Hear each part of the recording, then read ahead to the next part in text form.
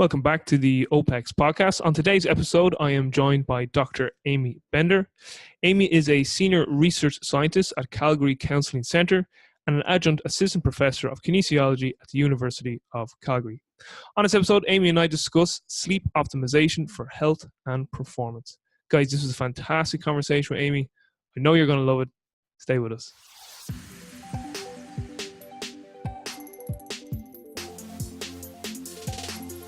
Amy Bender, thank you so much for making time to talk to me today. Just for the listeners who aren't familiar with who you are, give us the background.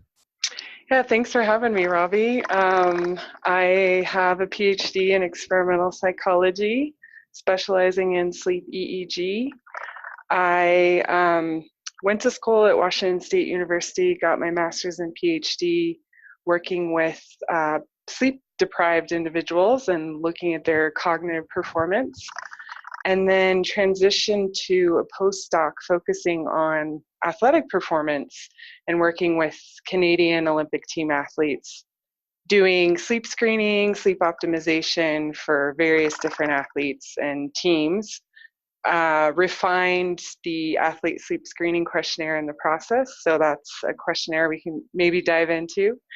And then currently I'm at Calgary Counseling Centre as a research scientist, trying to get into sleep interventions to optimize mental health.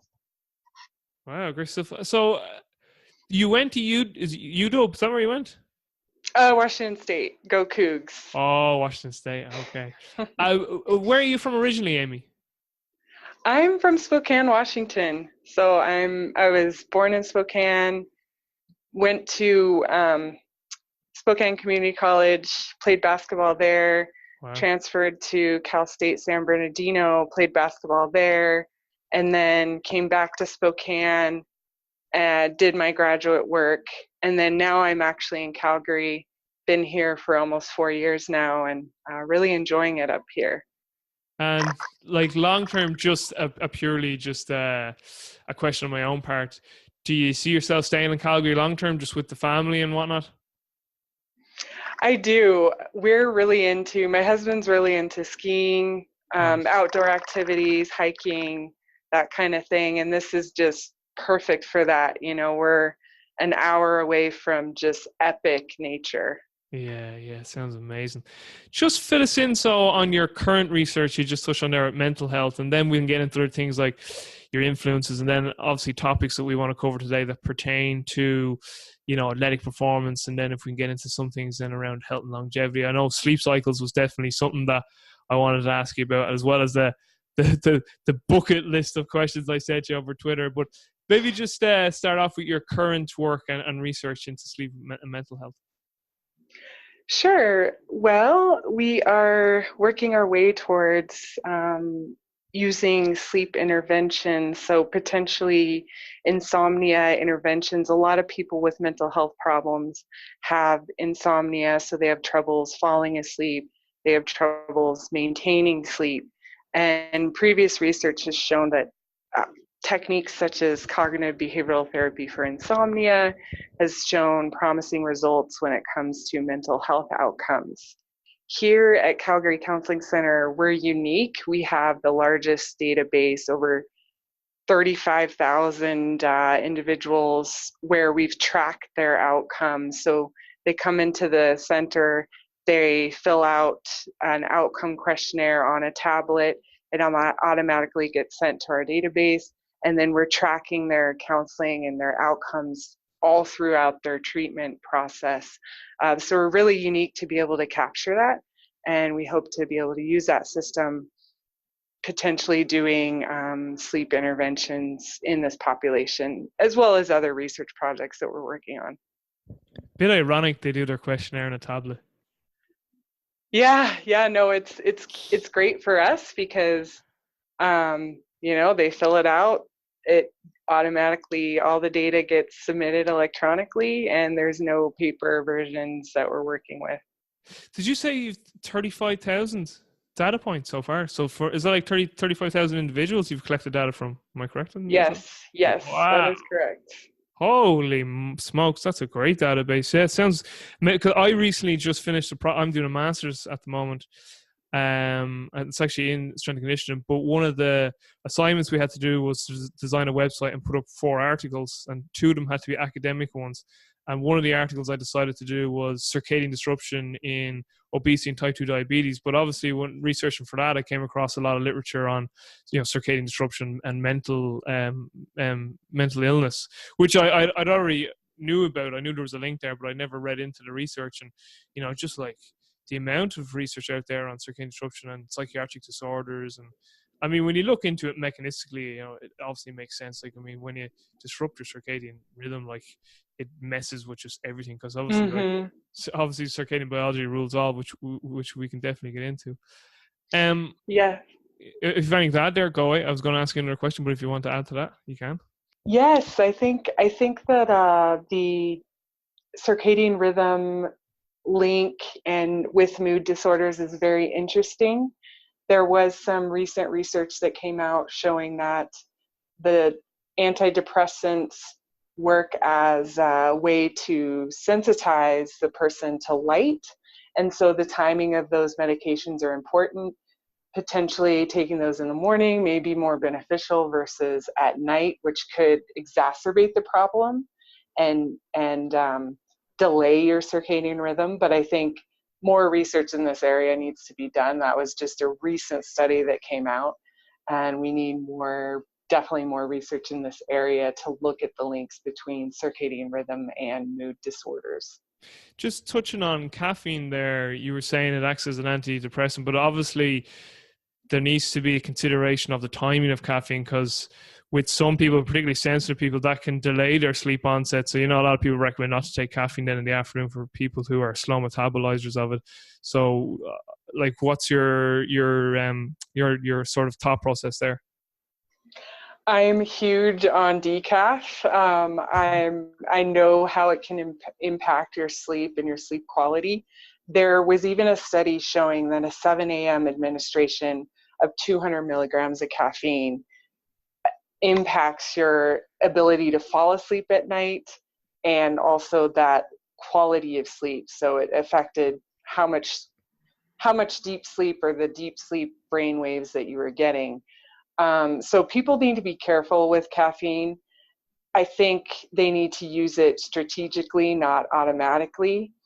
And so for myself, I mean, I have 3 little kids, so definitely when my youngest was a newborn, I was still drinking coffee, but I've been off coffee. I've transitioned to decaf, and I wake up feeling refreshed. I just feel like I'm getting a better quality sleep. And I think you're right, that does have to do with potentially how you metabolize the caffeine. So about 50% of us are slow metabolizers, 50% of us are fast metabolizers. So in those fast metabolizers, it may not be as big of a problem. But I think the work by Nancy Guest, I don't know if you caught that paper or not, but she looked at trained cyclists. So they did a time trial, gave them caffeine, and then looked at their genotype to see how it impacted performance. And they found that in the slow metabolizers, it actually decreased performance. They were actually slower than those fast metabolizers where it was really working. So being cognizant of that is really important. Like, in my own research, I came across a study. Now, it's an old study. It was from the early 80s. And they showed that the difference between, like, the range between the metabolism of caffeine ranged anywhere from, was like 2.2 to like 9.7 hours. So that like, makes sense. Yeah, like, so just for, like, you could get someone ingesting caffeine like within 4 hours of their bedtime, they were fine. You get someone else ingesting it like 9 hours before their bedtime, and it would still have an impact on their sleep onset or quality. So it's mad. Yes, and I think so. If we look at that study into more detail, the 7 a.m. 200 milligrams, these were in 1 to 2 cup drinkers of coffee. But prior to the study, they were off of caffeine for, I believe it was 2 days. So your caffeine history, I think, also plays a role into how that will impact your sleep at night. And just before we move on, you mentioned that caffeine has the antidepressive effect. What is the mechanism for that? Is it something to do with adenosine in the brain, or like how does caffeine help with depression? It's interesting. I mean, my hypothesis is that it could impact sleep quality, which would then exacerbate depression and mood disorders. And there may be some phenotypes. You know, the research isn't exactly clear cut, but a recent meta-analysis showed, and that's looking at all the different studies looking at caffeine, did show a good effect of caffeine on mood disorders. And I'm kind of putting those connections together based on a different study that showed caffeine has an impact on circadian rhythm in itself. So this could be a strategy for jet lag, for example. Yeah. And so depending on the timing, so in this study by Ken Wright, they found that an evening administration of caffeine delayed the circadian rhythm in those individuals. So it might be good for someone traveling west to incorporate that. And in general, caffeine is the way I'm not sure exactly how it works, but I believe it's related to making more sensitive to light, which then impacts your circadian rhythm downstream. Okay. Because initially in hearing that, it sounds like a bit of a dichotomy. You know that like caffeine has this detrimental impact on sleep onset and circadian disruption, but yet there's some research saying that it's an antidepressant. So yeah, it kind of seems a bit as I said, a bit of a dichotomy, but it's interesting. Definitely interesting for sure. So Amy, one question I always ask guests that I always get on the podcast is about their influences. Who been the biggest influences on you, both personally and professionally? I would say, I mean, absolutely, my parents have been a big influence on me. I grew up with four brothers. We had a big family. One of my brothers was special needs, and so he had Down syndrome. He had a stroke when he was 2. He had diabetes, and so showing like how hard my parents had to work, and with just taking care of him was amazing for me to be able to see that. And just himself was amazing, working hard with his disabilities. Unfortunately, he passed away about almost 15 years ago, but that was definitely a personal influencer of mine. I would say professionally, I was trained in a world-class sleep center, and from the beginning. So at Washington State University, they were opening up the sleep lab to look at sleep deprivation effects on cognition. And I just so happened to luckily get the job as a sleep technologist, and worked as a sleep technologist for a few years before transitioning to graduate school. And so I was working with Hans van Dongen and Greg Belenke, who are one of the top 10 sleep researchers in the world. And just kind of seeing how meticulous they are with the experiments, and how, we need to control for this and we need to control for that. And even just all the way down to details such as, I remember we were doing our first mock sleep study where we're just testing out the equipment, making sure everything's working properly. And he, Dr. Van Dyne, he said, okay, yeah, make sure you put the sign up on the door that says, testing in progress. And so I did that, and it ended up being a little bit crooked. And, he said to me, he's like, we need things to be precise, and, go fix that. And so even just from those type of learning experiences, and understanding how, if you want good research, you need to be very detailed, very meticulous, and control as much as you can to get the best kind of results. What awesome names. Yes, Yeah, they are. you don't hear those names every day, so you don't.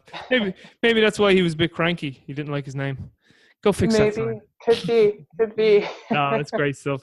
Listen, how I initially came across you and your work was actually through Ian Dunican, and then from that, I listened to your interview with Danny Lennon, who's a very good friend of mine, fellow Irishman. Danny obviously has Sigma Nutrition Radio. But Ian told me to get in contact with you because when I had Ian on my own podcast, the topic of sleep cycles came up, and he goes, I'll tell you what, speak to Amy Bender. She'll fill you in on everything you need to know about sleep cycles. So that's what I've done.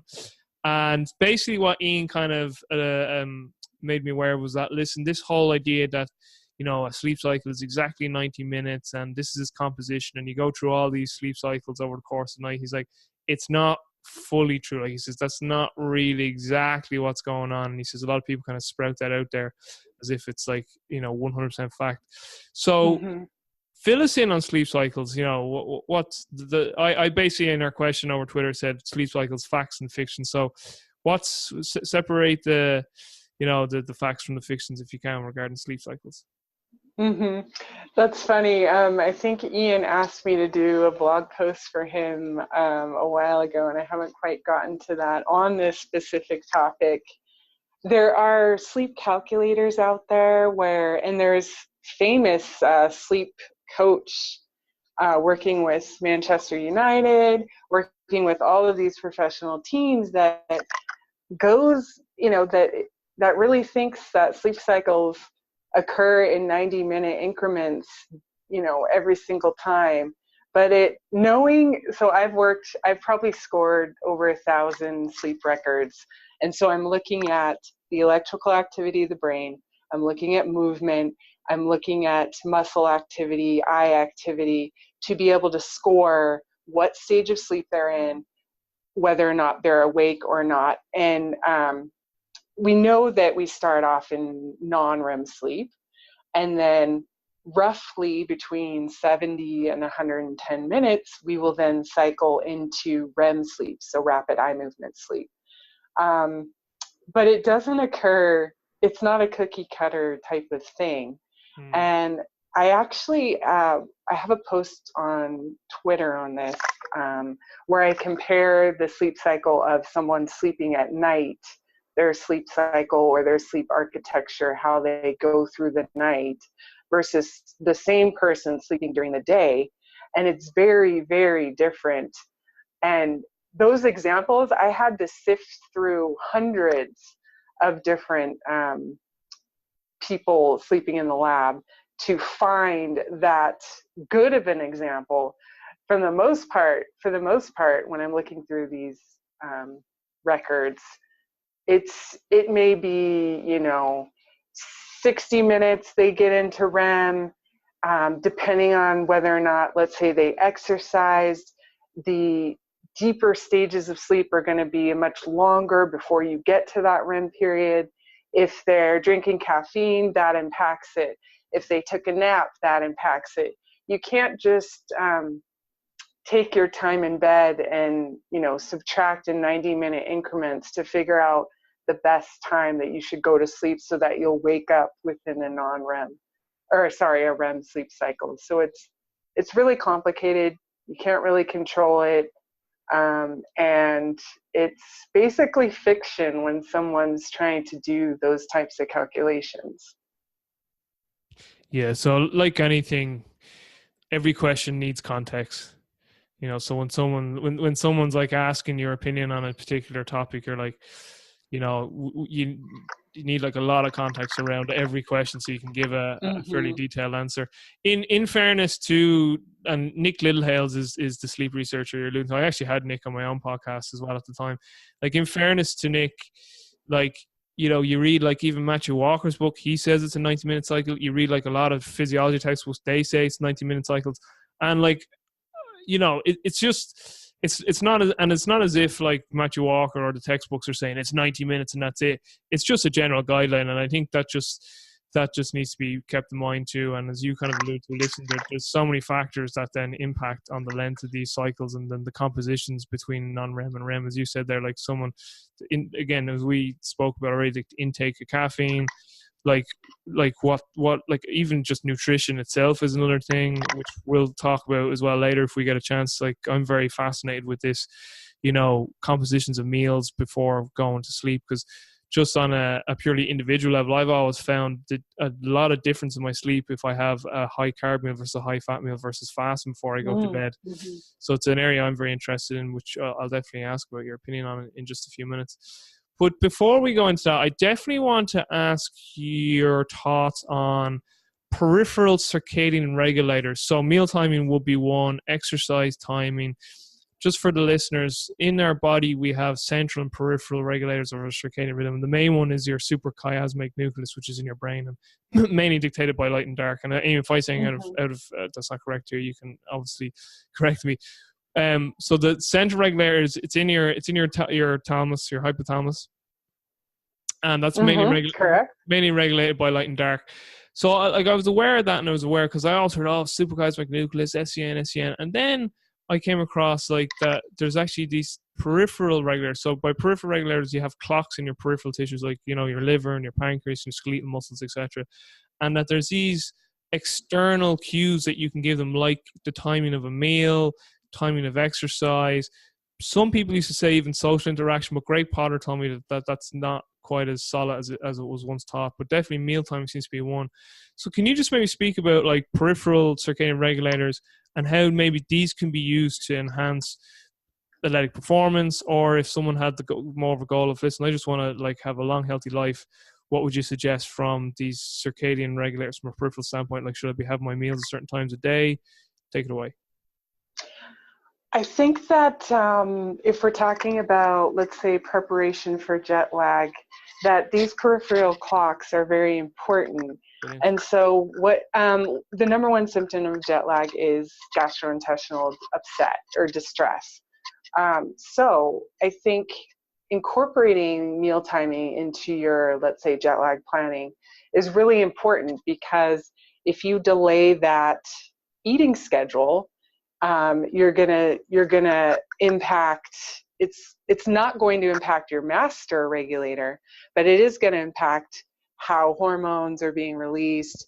So it'll be delayed according to your new time zone if you delay meal timing. So I think that's an important aspect, is to potentially use it as a jet lag strategy.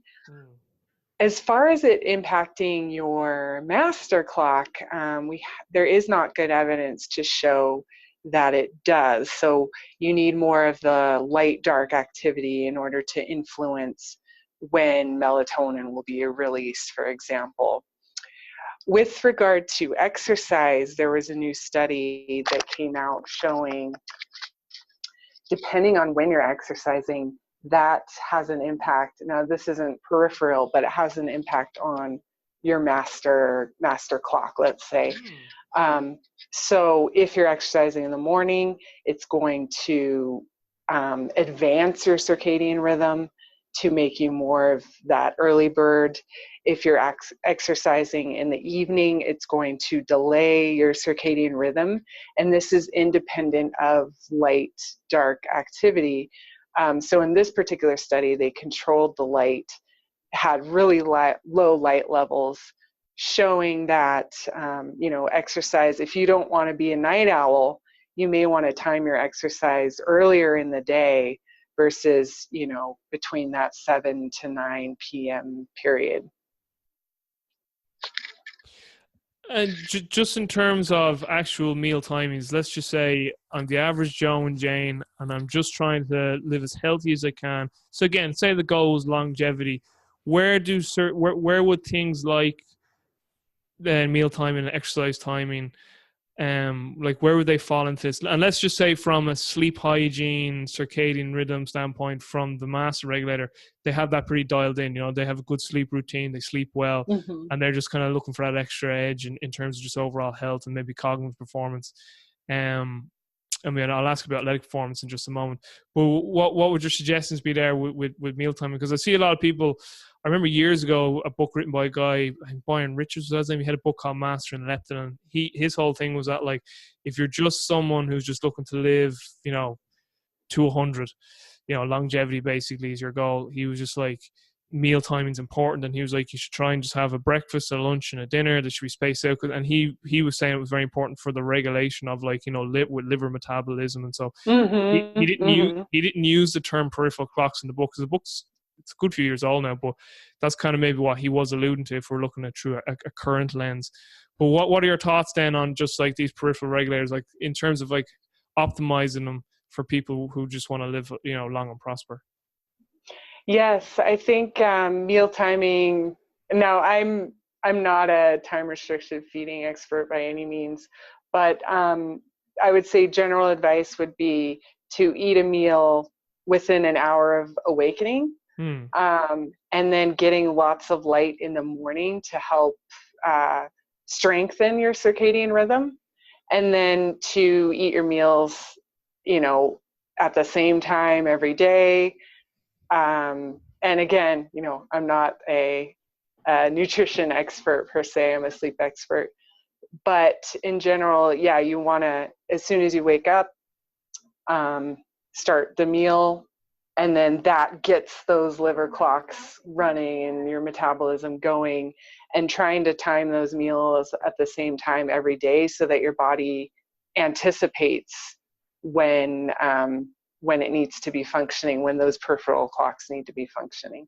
Yeah, because the sort of, again, what's happened a lot lately is, so obviously you alluded to time restricted feeding there. It has become very popular, but what a lot of people on a time restricted feeding schedule do is they usually have their biggest meal later at nighttime. And from speaking with Greg Potter, and then the work with, some of the work with Sachin Panda, like Greg alluded to a research study where they had two groups, and they were, isocaloric, or if that's what the study said, but that one group had the majority of their calories during the daylight hours, whereas the other group kind of had more of their calories towards the end of the day, where it was getting towards the evening and nighttime, and that the group that had more of their calories in the earlier part of the day had more favorable weight loss and body composition outcomes. And the mechanism for that was because the metabolic machinery is more set up to digest and utilize nutrition more often during our active period over the 24-hour cycle, so like daylight hours for humans. And then Sachin Panda's work kind of showed that if you, like his latest one was, I think it was he had 20-hour feeding window with 4-hour fast against the 12-12 in mice, and he basically said that, like, it really doesn't matter what but the basic takeaway from Sachin's research was like, it isn't so much only what you eat, it's when you eat it. And his whole thing was like, the 12-12 mice were fine, whereas the 24 ad libitum who ate, and he said that they were eating pretty quality food in terms of mice food for rodents. He was like, they got really, really sick. So this, I suppose, what's kind of coming through with all this research, it's nearly not so much what you're eating. Obviously, composition of food is important, but it's also this timing seems to be really, really important. And again, the sort of issue here is that most people who do time restricted feeding or intermittent fasting, they usually backload their calories to like dinner, because again, it's more of a social thing. They can sit down with their family, but apparently from a circadian rhythm standpoint and an optimal health standpoint, that doesn't seem to be the best way to go, from what I've heard from like the likes of Greg Potter and Sachin Panda. Have you have any thoughts on that yourself? I think if you take the extreme example, so a night shift worker who's eating during the night, we see greater risk for obesity, greater risk for diabetes. So there's definitely something to that, where the timing of your meal. So in the extreme example, during the night, our body is just not designed to metabolize the food properly, digest it.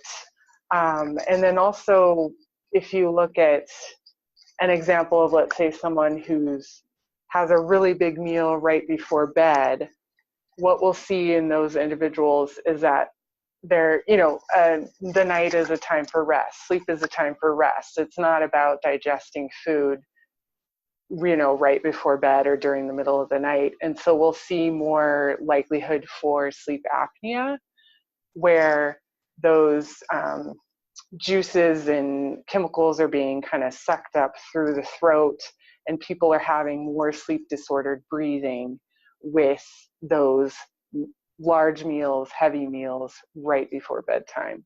Can be problematic. Yeah, like again, I could definitely see an issue where someone like is a shift worker and they're eating a lot of food like at 2, 3, 4, 5 a.m. like during their shift. I suppose what most people kind of want to know as well, is it really detrimental to have my dinner at like 8 p.m. versus 6 p.m., and I'm still going to bed at 10? And I suppose that comes down to the composition of the meal and the volume of the meal and stuff like that. But also the one thing I brought up with Greg when we had our discussion was like, none of these studies I think are looking at potential mitigating factors. So like, because of the way society is set up, like most amateur sports players, like they've got like training at like 7:30, 8 p.m. Like over here in Ireland anyway, like most training sessions with teams over here, be they Gaelic games or soccer or rugby, like they usually have their training sessions like at 7 to 8 p.m. at night.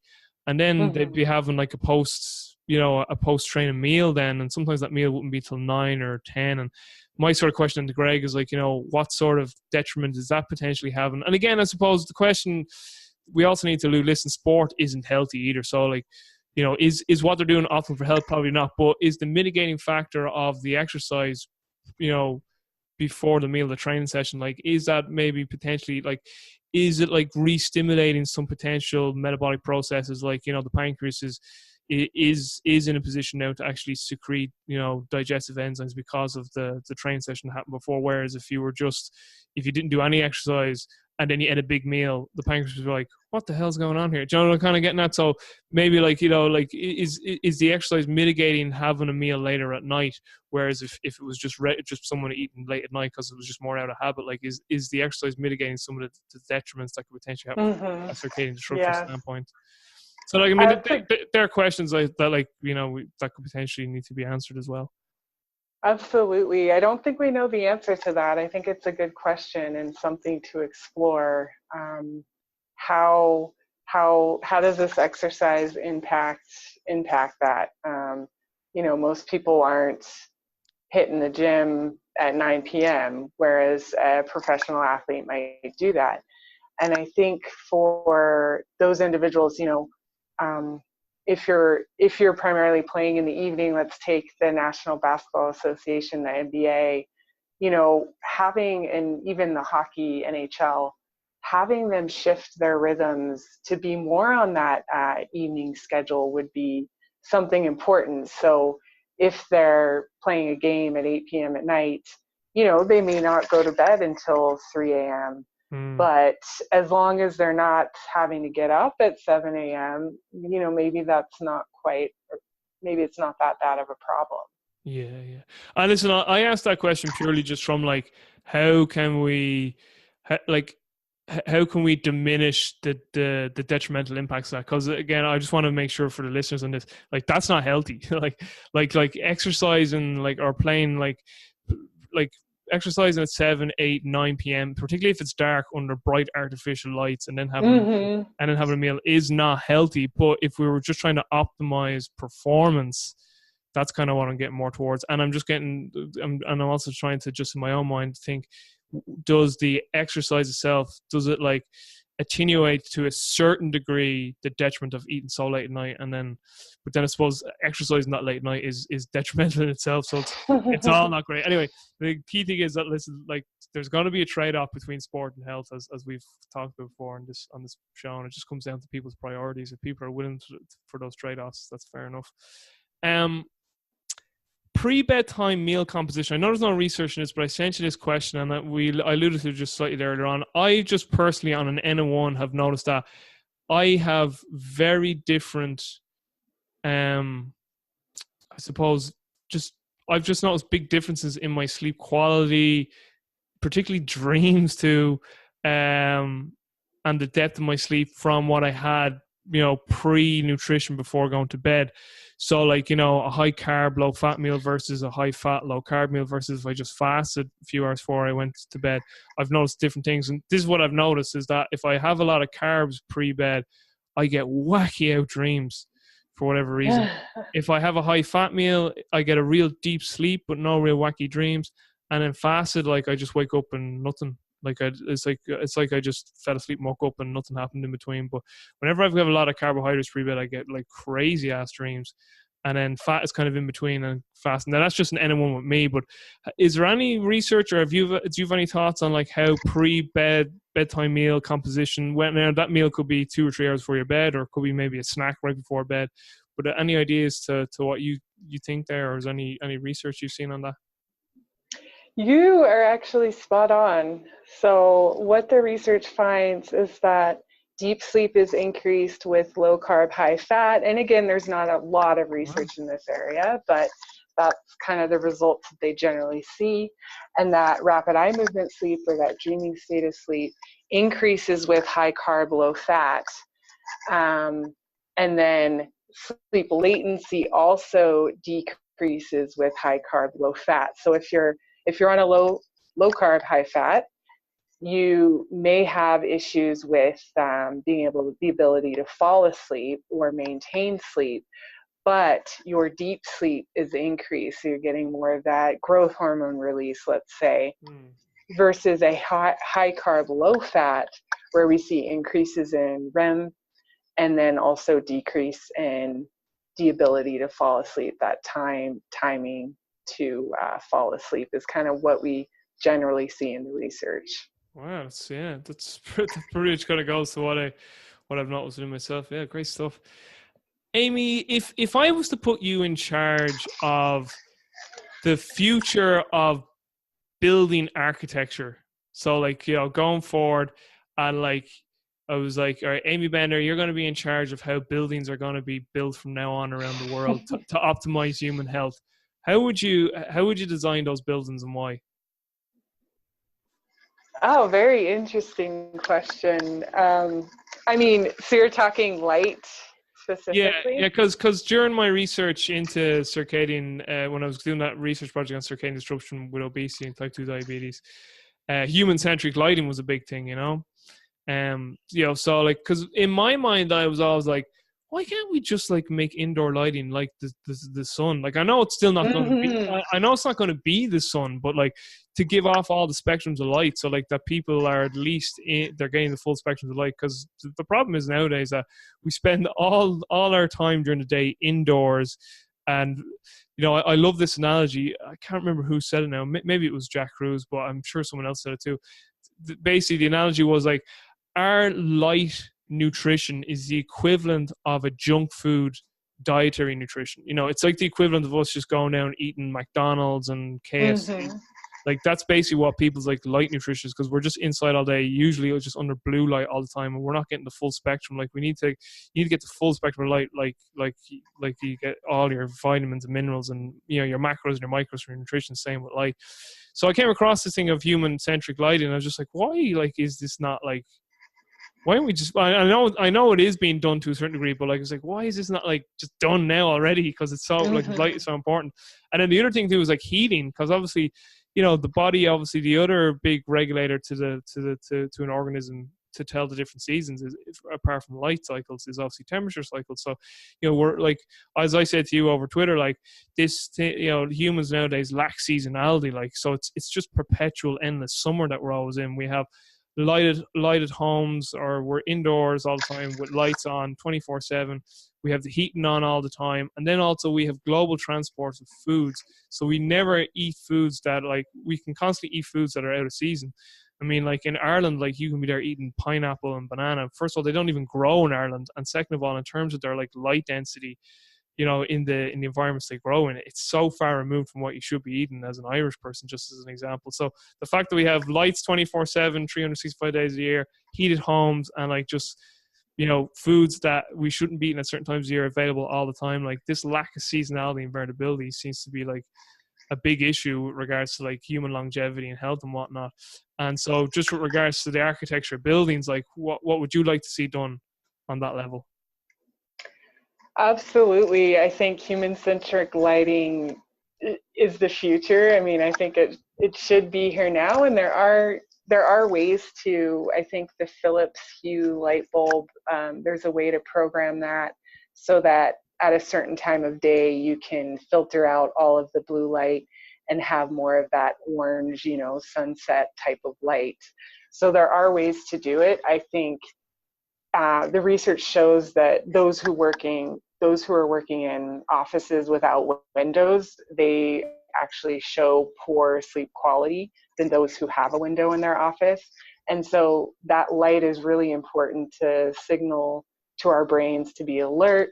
And then also, as that sun sets, it's good to filter out some of that blue light. And so absolutely, I think for the future, buildings need to be designed to have more of that bright blue enriched light in the mornings, and then kind of mimic what the sun is doing. So as that sun is setting, you're filtering out some of that blue light. And in studies in nursing homes, they found that even just that slight change of, there's those bright artificial bright white blue lights in nursing homes, and they were continuously having that type of color. And then when they switched to more of the warmer color lights at night, they found huge improvements in their sleep quality and their sleep health. So absolutely, I think people should definitely be looking at that if they want to optimize health. With regard to temperature, there's not a lot, and we know that our body temperature drops with sleep onset. Mm-hmm. So that's definitely important. You want to have a cool environment, a cool sleeping environment. That's really important. But that is an untapped area in sleep research right now. I think more needs to be done to look at that. If you look at pre-industrial societies where they have no access to electricity, tribes in Africa, tribes in South America, they find that their sleep-wake cycles are dependent on temperature drops. They're typically at the equator, so there's not a lot of change across the seasons, but they find that it's not about the light per se that promotes when they'll go to sleep and when they'll wake up. It's more about temperature. So I think this is a really fascinating area that needs to be explored. Chronotypes, give me your thoughts. Yes, well, about 15% of us are more of that evening type, night owl, wanting to go to bed after midnight. About 15% of us are morning types, wanting to wake up before 6 a.m. And then kind of the rest of us fall in between. We're more of that intermediate type. Trying to sleep in line with your chronotype is important if you can. So if you're more of that night owl, to not try and force yourself to go to bed early, unless there is a societal responsibility, which most of us have. Society is geared towards being more of that morning type, starting work at 8:30 a.m. So the night owls do have a tough time in society. And we find that also in athletes that we've worked with, is that the night owls tend to have poor sleep quality. And so it's important to align your chronotype with your sleep-wake activity if you can, but if you can't, to try and potentially take melatonin if you're more of that evening type, really low dose, we're talking 0.5 milligrams, to help shift your circadian rhythm earlier, to try and block light at night. So again, we're sensitive to light at night. If you're in bright light conditions at night, it's going to shift your circadian rhythm later. So trying to block light at night, get more, limit your electronic device use, potentially use blue blocking glasses may be important for those night owls. And then getting lots of light in the morning will help advance their rhythm earlier. Those would be kind of my tips for chronotype. Just in regards to the statistics you shared there, so 15% for owl and larks, and then the rest are sort of in between. Where are you getting those statistics? Oh, there's papers. I mean, and technically it may be like, 18% night owl, Yeah, yeah. 14%. But yeah, no, general, I can send you a link to a paper Yeah, that it'd be talks great. about that. I stick all that stuff into the show notes. So, um, which just going off chronotypes there. Do you think as well, just on a societal level, we spoke about human-centric lighting in regards to the future of buildings.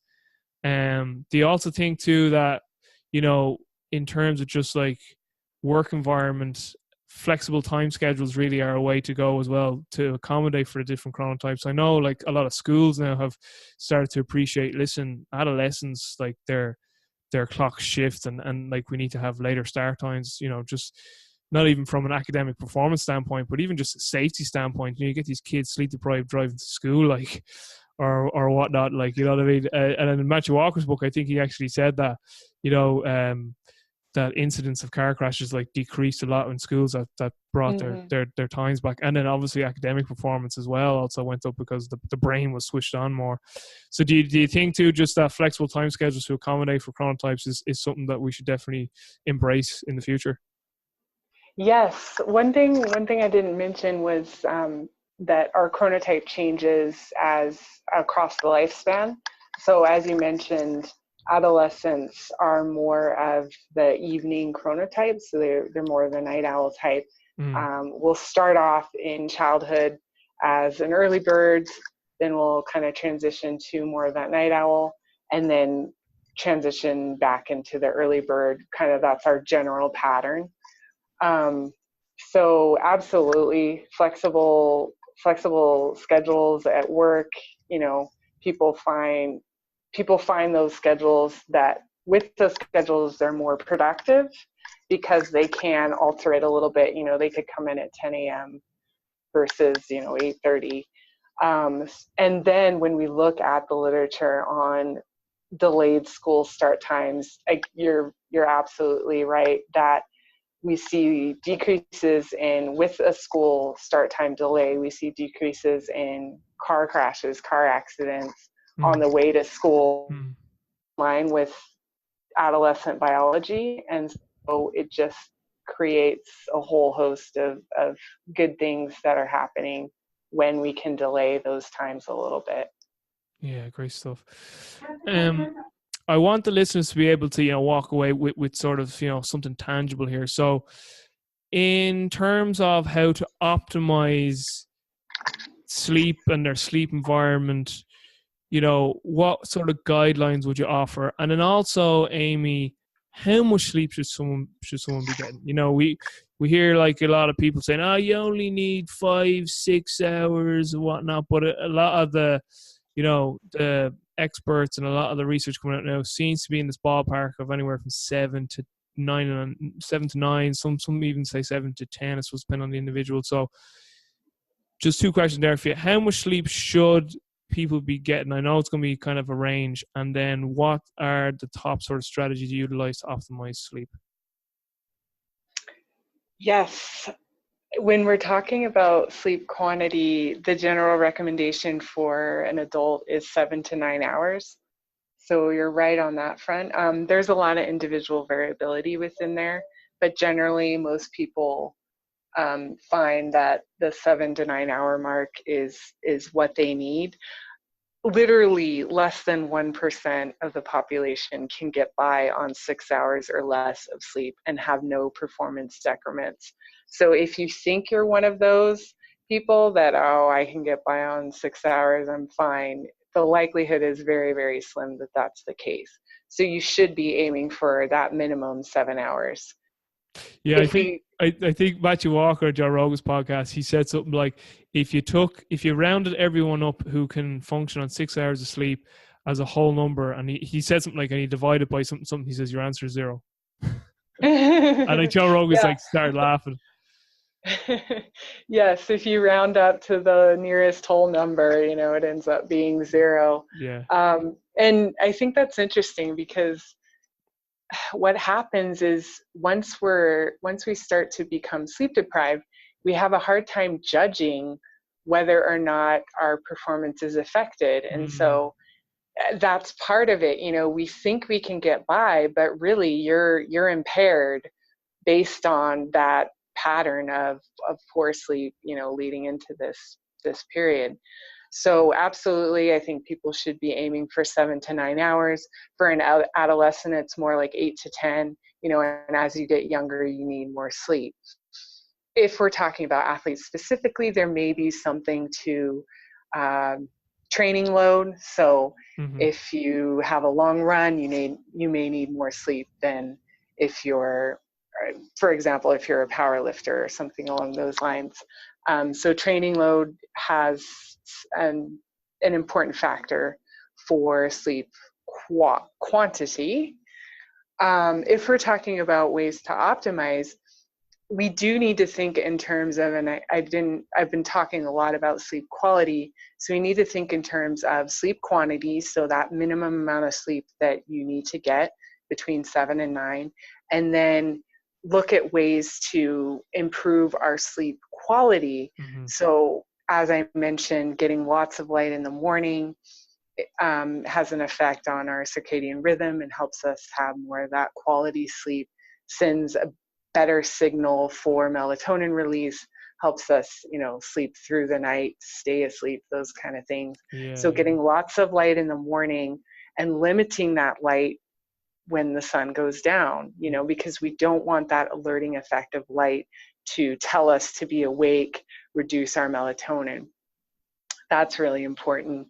Napping may be a good strategy. So in those individuals who maybe they have to train really early in the morning, trying to supplement with a nap during the day is shown to be really, really great for productivity and alertness. And depending on how much time you have, you may want to limit that nap to less than 30 minutes so that you're not getting into the deeper stages of sleep. But if you have more of that longer opportunity, again, 70 to 100 minutes, I'm not going to say 90 per se, but try and wake up naturally after a completed sleep cycle. Try not to hit the snooze. Maybe you could set an emergency alarm for that type of nap if you have a longer nap opportunity. What else? Let's see, what else can I say about just even so optimization? I think what's very important, I think a lot of people, when they hear about optimizing their sleep, they only kind of think about just as they're going to bed. So I think a lot of people understand, all right, dim light, maybe have a wind down routine, half an hour or an hour before bed, journal, wear blue light blockers, cover up my skin if I'm around artificial light, because the skin can pick up light as well, keep the room cool, a warm shower because it could help drop your body temperature, all that stuff. But I think what a lot of people don't appreciate, because I didn't appreciate this too, was that early AM sunlight, because there is a lot of papers to show early AM exposure really helps with sleep onset and the release of melatonin, and then the quality and quantity of the sleep.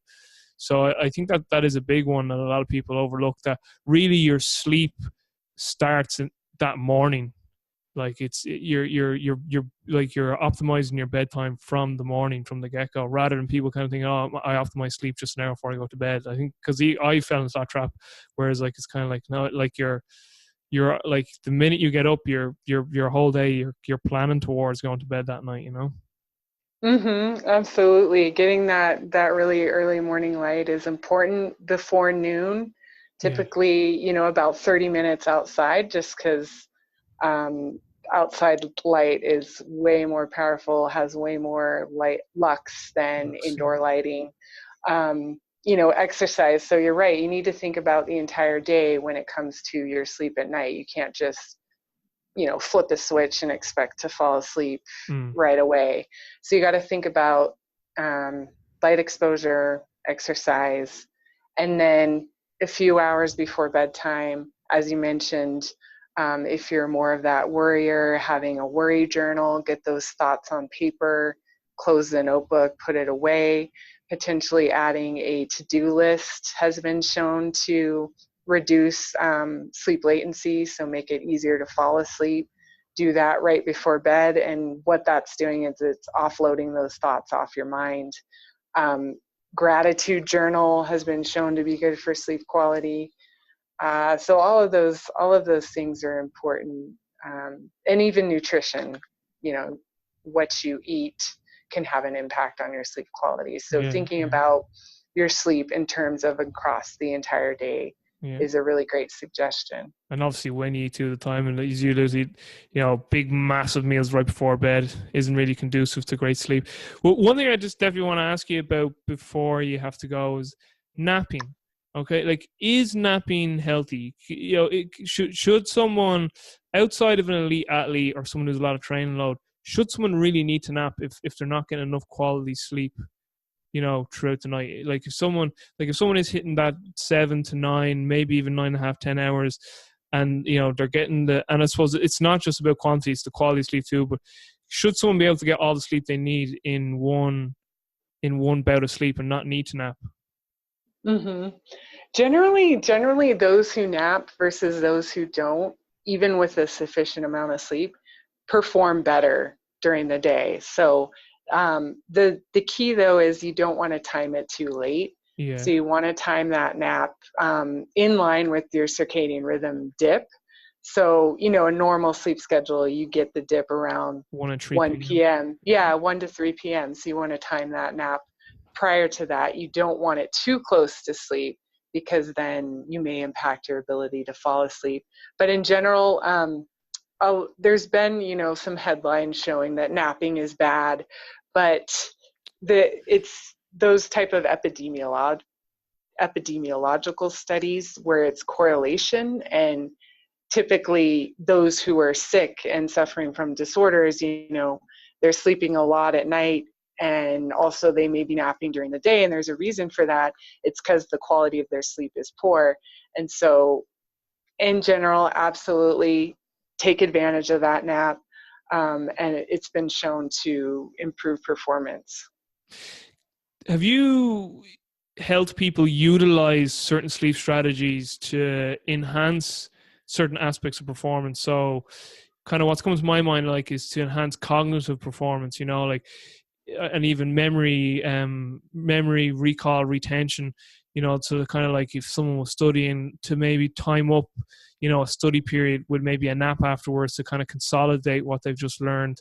Or if they have a very important meeting or presentation, maybe to have a nap, just before their presentation or whatnot, to kind of, again, from a cognitive standpoint, have them, performing at the highest level possible. Have you any thoughts on that, or have you utilized any of those strategies? And just for your answer there too, I suppose, the old famous story of Edison. He always used to use, like, his nap time as time to get creative. He used to put obviously I heard it from Matthew Walker, but he used to put the metal balls in his hand, and he'd go to and he put the whatever, a metal tray underneath, so that just as he was kind of getting into deeper sleep, he'd drop the balls and wake him up, and he found that helped him with his creativity.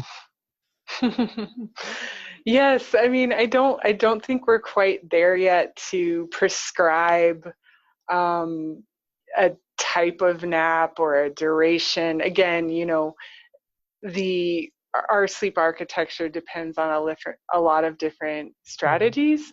But I think in general, so for example, if you've had a really tough workout and you want to take advantage of more of that growth hormone release, that occurs, typically after the 20-minute mark.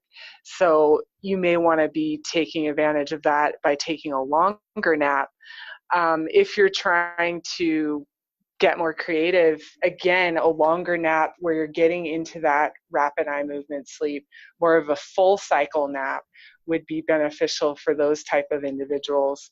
And those individuals who don't want to wake up feeling groggy, that would be less than 30-minute nap. So I don't think we're quite there yet with prescribing a duration based on the benefits you want to get out of it. But I think we can take general terms. So short nap, don't want to wake up feeling groggy. Longer nap, get part of that growth hormone release. And then creativity would be more of that full cycle, longer 90-minute in air quotes type of nap. If there's one thing we can take away from this podcast, context is king. Yes. Listen, you got 3 minutes, and I've got a boatload of other questions, so I'm gonna have to get you back on at some stage. But just before you leave, can you give us your top, your top and current book recommendations? And then I have one more quick question for you, and then you got to skedaddle and get out of here. So what's your top and current book? What are you current? And these don't have to be just limited to what we spoke about today. They can be in any domain. Sure. Currently, so a thing I didn't mention was for people to potentially read fiction before bed, and that's been shown to kind of, not have more of that hardcore thinking. So fiction has, reading fiction before bed is really can be good for sleep quality. And so for me, currently I'm reading Dust Bowl Girls. It was a basketball team in the 1930s, and actually my great aunt was on the team, so that was kind of my interest in this book. So that's kind of currently what I'm reading. As far as sleep books, Why We Sleep is a good one, but it's for those people, I think, wanting to get motivated on how to improve their sleep. I wouldn't recommend it for someone with poor sleep already, because I think that could lead to more anxiety about sleep. So in that instance, I would recommend Sink into Sleep by Judith Davidson for those people suffering from insomnia. All right, Amy, that's absolutely fantastic. I'm definitely going to have to get you back on, because I have a boatload of other questions here, because I could talk about sleep, circadian biology all bleeding day. But just for people listening, where can they find out more about you? So I'm on Twitter at Sleep for Sport, and also on Instagram, same handle. And I'm trying to work on a website too. So I was just about to say, when are you going to get a website? So that's great to hear that you're doing it. So listen, I really appreciate your time. I'll say goodbye to you offline real quick. For all the listeners, listen, you're spoiled rotten with all this information, but for now, peace.